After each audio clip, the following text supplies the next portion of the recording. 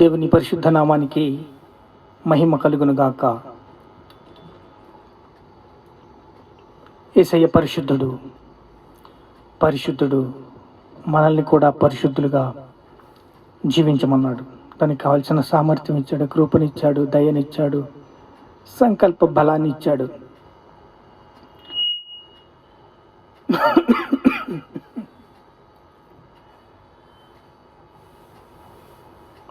Mark సువార్త 15వ అధ్యాయం. పిలాతు అడుగుతున్నాడు, పిలాతు యూదుల రాజు నువ్వేనా అని అడుగుతున్నాడు. శాస్త్రులు, పరిచయులు దానికి ఒప్పుకోవట్లేదు. ఎందుకంటే చాలా హార్డ్గా వాళ్ళు ద్వేషం పెంచేసుకున్నారు, మస్తరం పెంచేసుకున్నారు, చాలా కఠిన హృదయస్థులైపోయారు. చూడండి, పిలాతు ఆయన్ని చూచి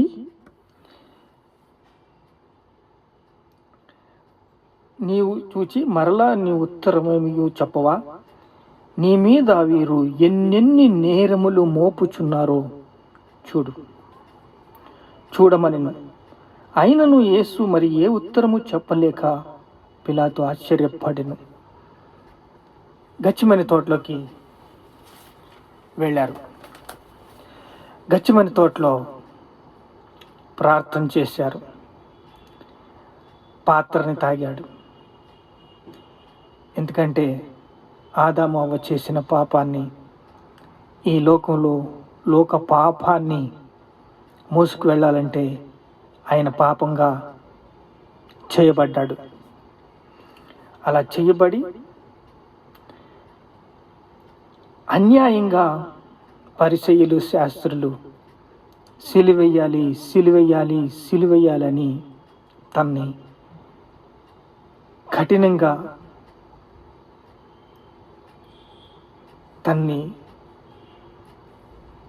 శిక్షకు అప్పగించారు. యేసు కళంకము లేని గొర్రెపిల్ల, అమూల్యమైన తన రక్తము చేత లోకాన్ని పరిశుద్ధపరిచి, పవిత్రపరిచి, ప్రతి ఒక్కరి యొక్క పాపాలు కడిగి పవిత్రంతో చేశాడు. ఈ విషయాన్ని ఎవరు మర్చిపోకూడదు.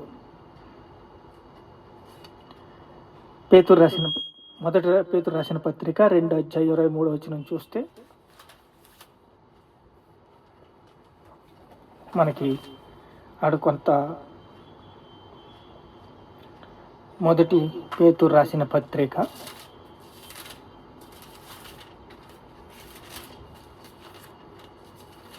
2వ అధ్యాయం 23వ వచనం. ఆయన దూషింపలేదు, ఆయన దూషించలేదు ఎవరిని. ఆయన లోక పాపము మోసుకెళ్ళిన దేవుని గొర్రె పిల్లగా విధేయత చూపించాడు. ఈరోజు దేవుని బిడ్డలు, మీకు ఒక ప్రత్యేకత ఉంది. మీరు దూషించకూడదు, ద్వేషించకూడదు. సంఘము విధేయులవ్వాలి, సువార్త పంచాలి, సైనికులుగా మీరు నిలబడాలి. మీరు చెప్పే మాటలు అపవాది నీరసించిపోవాలి. అపవాది తన బాణాలన్నీ వ్యర్థము చేసుకోవాలి. అలా సంఘము ఎదగాలి. అలా సంఘము ఎదిగినప్పుడు సంఘము యొక్క ముఖ్య ఉద్దేశం ఏమిటి? 2 కళ్ళుగా చేశాడు దేవుడు. ఒకటి, సంఘానికి అభిషేకం ఇచ్చాడు. ఒకళ్ళు రాజులుగాను, మరియు యాజకులుగాను చేశాడు. అలా చేసి చూడండి, 2వ అధ్యాయం 8వ వచనం చూస్తే, వాక్యానికి అవిధేయులై త్రొట్టిల్లుచున్నారు. వాక్యానికి అవిధేయులై త్రొట్టిల్లిపోతున్నారు. ఎందుకు? ఇల్లు కట్టువాని రాయి ఏ రాయి చేత నిషేధించబడిందో దానికి మూలకి తలరాయి అయిపోయింది. అందుకే మూలకి తలరాయి ఏ రాతి నిషేధించిరో ఆ మూలకి తలరాయి అయిపోయింది. సంఘము నిలబడితే శత్రు బలమంతటి మీద అధికారం ఇచ్చాడు. శత్రు పాదాల కిందకు వస్తాడు. శత్రు పాదాల కిందకు వచ్చినప్పుడు రాజ్యము క్రీస్తుదవుతుంది. రాజ్యము, శక్తియు, బలము ఇప్పుడు క్రీస్తు ఆయను. చూడండి, అయితే మీరు చీకటిలో నుండి ఆశ్చర్య కార్యములు తన వెలుగులోనికి మిమ్మల్ని పిలిచిన వాని గుణాతిశయములను ప్రచురము చేయు నిమిత్తము ఏర్పరచబడిన వంశమై, రాజుల యాజక వంశమై, పరిశుద్ధ జనముగా, దేవుని సొత్తైన ప్రజలై ఉన్నారని. ఒకప్పుడు ప్రజగా ఉండక ఇప్పుడు దేవుని ప్రజలైతిరి. ఒకప్పుడు ప్రజలుగా లేరు, కానీ ఇప్పుడు దేవుని ప్రజలై ఉన్నారు. యేసుక్రీస్తు ఎలా ఉండాలో తన శిష్యులు కూడా అలా ఉండాలని దేవుడు తెలుసుకున్నాడు. తన అమూల్యమైన రక్తము చేత మనల్ని కడిగాడు. నీతి వస్త్రము ధరించిపోమన్నాడు. చూడండి, తన చేతులు మొడలు కొడుతున్నప్పుడు సిలువెయ్యి, సిలువెయ్యి, సిలువెయ్యి అని గట్టిగా అరిచారు. సిలువుకు అప్పగించేశాడు పిలాతు. ఆ మేకులు కొడుతున్నప్పుడు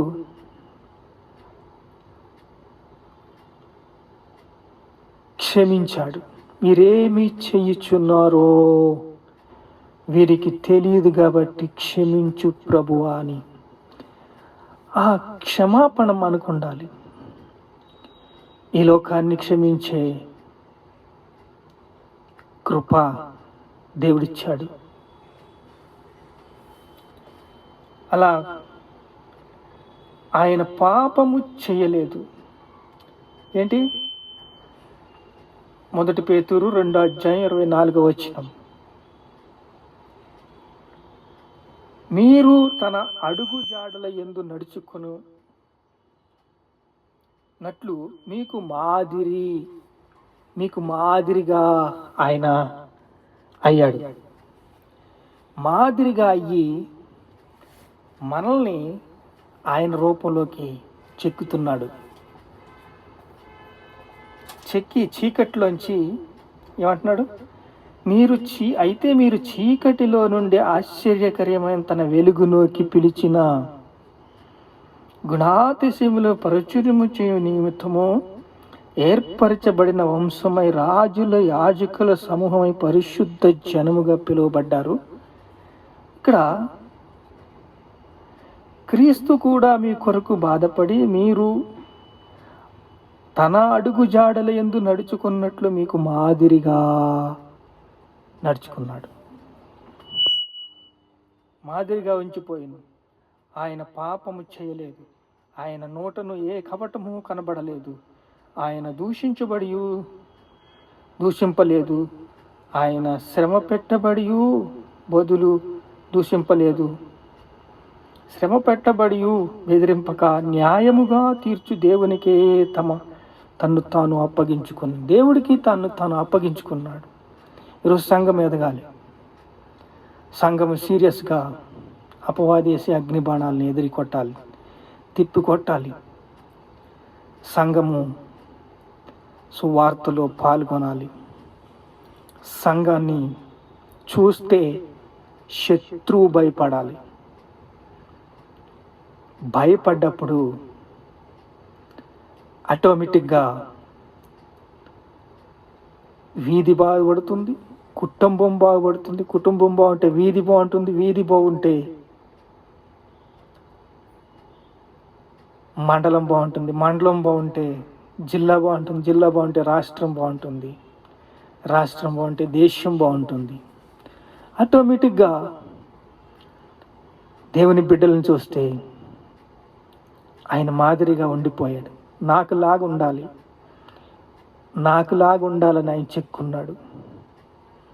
సంఘం ఎదగాలని దేవుడు చూస్తున్నాడు. సంఘము యొక్క విశిష్టత సృష్టికర్త అయిన దేవుడు తన రూపానికి చెక్కుతున్నాడు. నీతి వస్త్రం ఇచ్చాడు. నీతి వస్త్రంలో ఆయన మెరుగుపరుస్తున్నాడు. ఆ నీతి వస్త్రంలో ఆయన కృపను అనుగ్రహిస్తున్నాడు, శక్తి సామర్థ్యాలు ఇస్తున్నాడు. చూడండి, తాను ఎప్పుడైతే మొలలు పడుతున్నారో అక్కడే క్షమించాడు మనల్ని.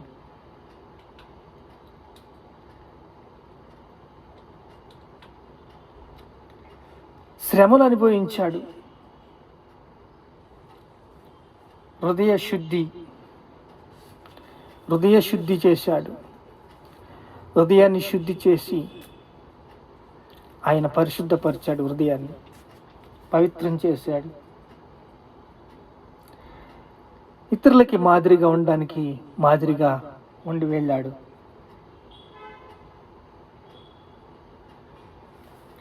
అతను హృదయాన్ని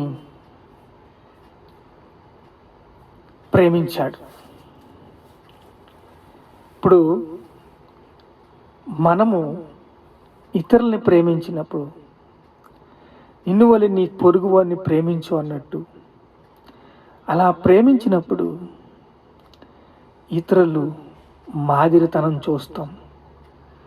నీ సహోదరునే ప్రేమించు, ఇంకా కనపడిన దేవుడిని ఎలా ప్రేమిస్తావు నువ్వు? అలాగా ఇతరులు ప్రేమిస్తే ఇతర హృదయాలకి దేవుడు వాక్యంతో నింపబడినట్టు మీరు కూడా మీ హృదయ శుద్ధిని, మనస్సాక్షిని శుద్ధి చేసుకుంటే యేసు రక్తము సకల పాపాల నుంచి పవిత్రపరుస్తుంది, మిమ్మల్ని శుద్ధి చేస్తుంది. సంఘము ఎదుగుతుంది, సంఘము తిరిగి నిలబడుతుంది.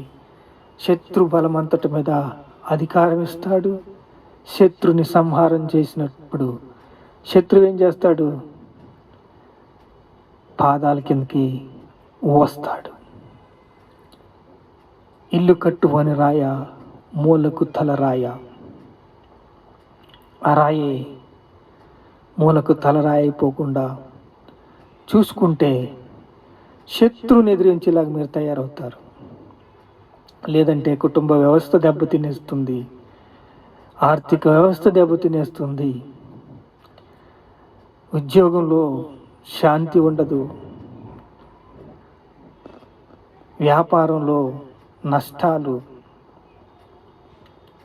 వ్యవసాయంలో కష్టాలు,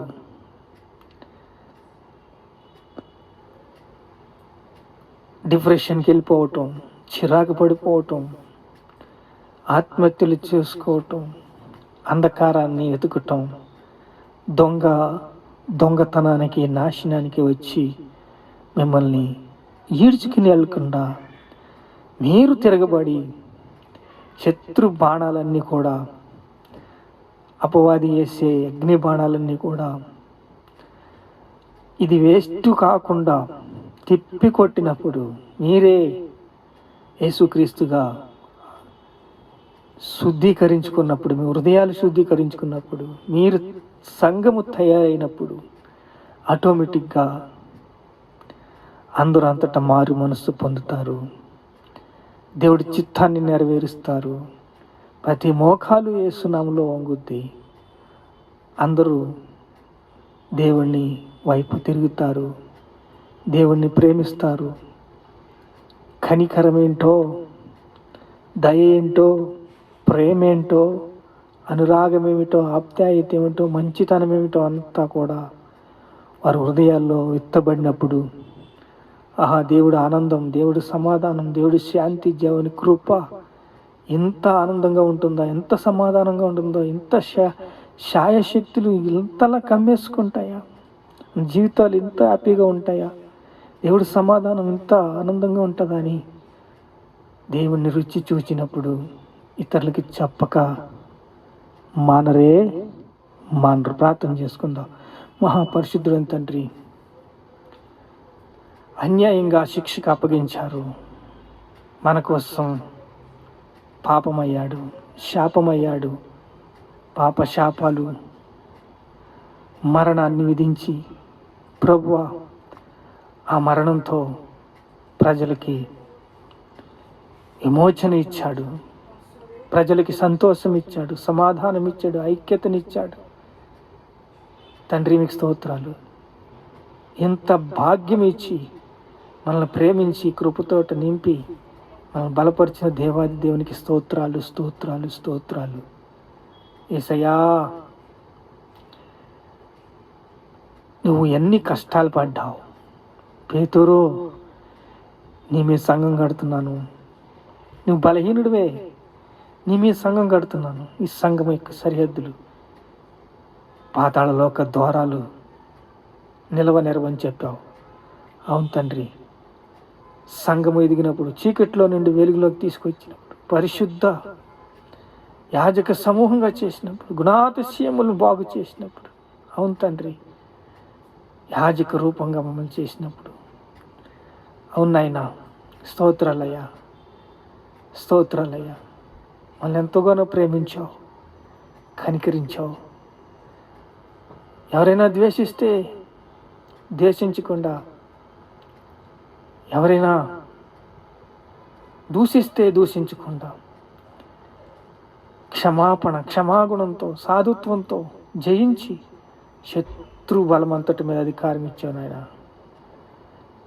అప్పుడు అపవాది అగ్ని బాణాలన్నీ కూడా తిప్పికొట్టినప్పుడు ప్రభువా, ఆటోమేటిక్గా దేశము, రాజ్యము, రక్షణ, విడుదల, విమోచన అన్నీ ఇచ్చి అనేకులకి తండ్రి విధిలోడానికి సహాయం చేస్తున్న దేవునికి స్తోత్రాలు, స్తుతి, మహిమ, ఘనత, ప్రభావాలు యేసుక్రీస్తు నామములో చెల్లిస్తున్నాం తండ్రి. ఆమేన్.